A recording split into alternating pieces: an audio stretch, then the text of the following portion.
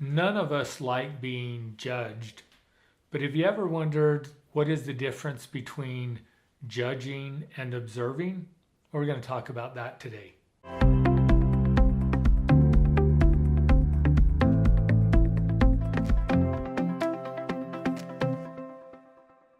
So, one of the questions that one of our viewers put to us is, what's the difference between judging and observing?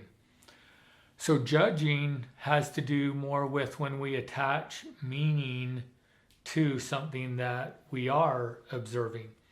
And it has to do more with we attach things like that's right or that's wrong or that's good or that's bad or it's better or it's worse. And most of the time what we do in life is we do judge. We make judgments and comparisons about just about everything. So, how was the dinner that you had out at the restaurant last night?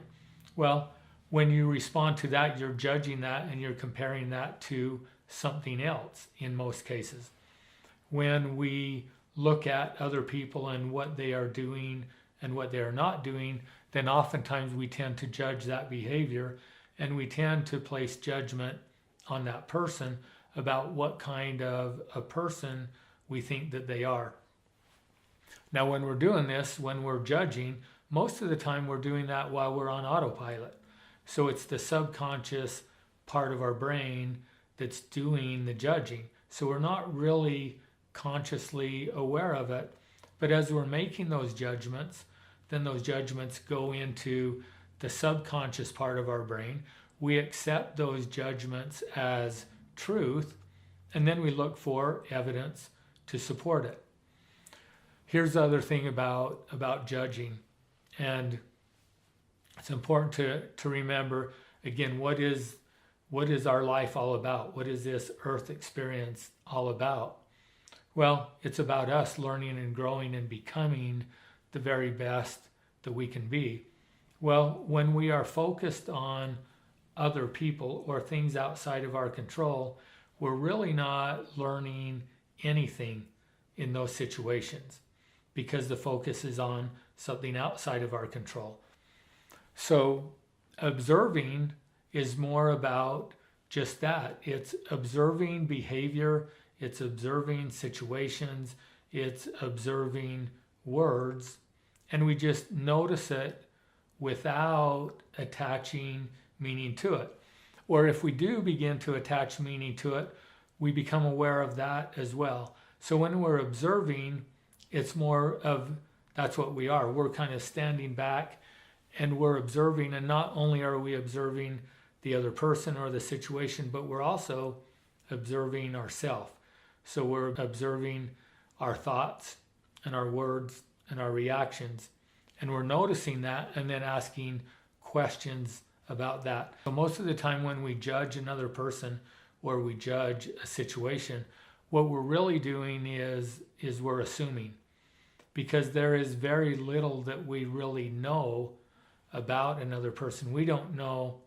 If we make a judgment about something that another person does, we really don't know why that person did what they did, because we're not inside their head. We don't know what they were thinking. We don't know about their life experiences.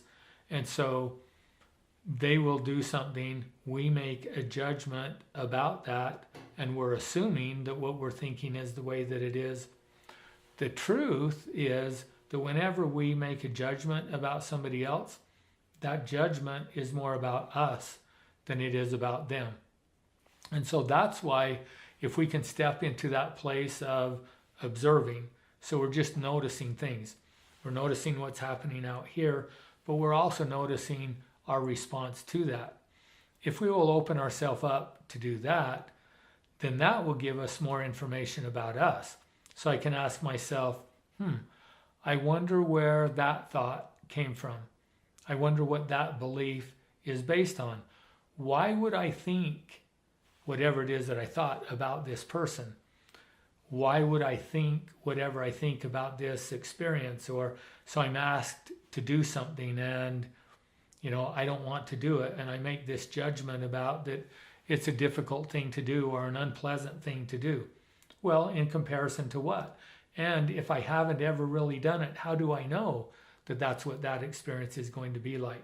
So if I open myself up and I step back and I just observe, I can then begin to be willing to question my own thoughts, my own beliefs, and my own responses.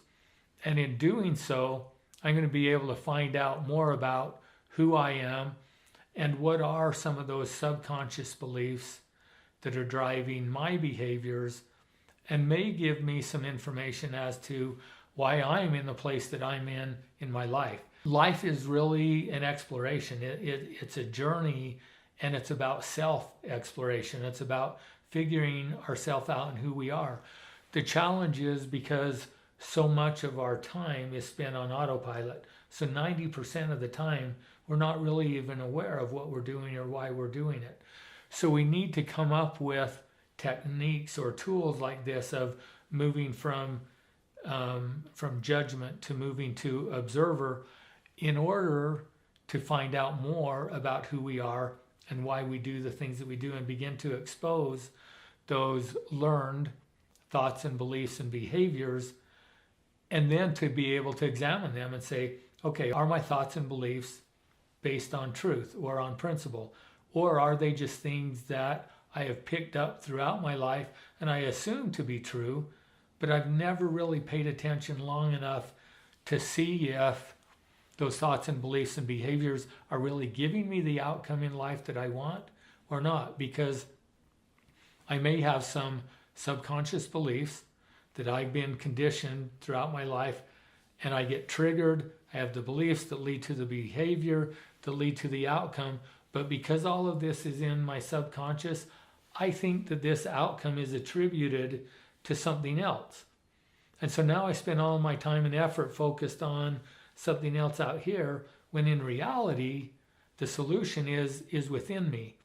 So this is a great way to help you to become more aware of yourself and to learn more about what's working and what's not working in your life, and to help you become more of who you really are and who you can be.